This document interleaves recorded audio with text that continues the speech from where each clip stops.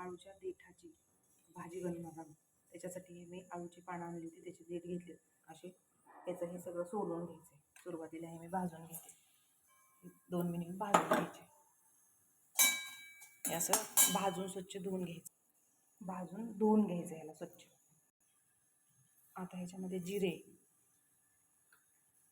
मोहरी, कढीपत्ता, कांदा लाल होईपर्यंत भाजून घ्यायचा. कांदा लाल झाला की टोमॅटो, लसूण, थोडीशी हळद, स्वच्छ धुवून घेतलेले आळूचे देठ भाजून स्वच्छ धुवून घेतलेले,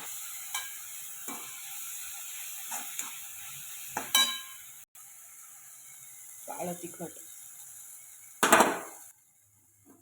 शिजवून घेतलेली हरभऱ्याची डाळ 2 शिट्ट्या करून ह्याच्यामध्ये घालून,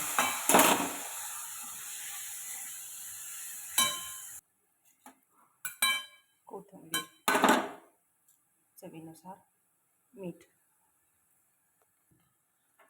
शेंगादाण्याचं कूट, 5 मिनिट झाकून ठेवायचं.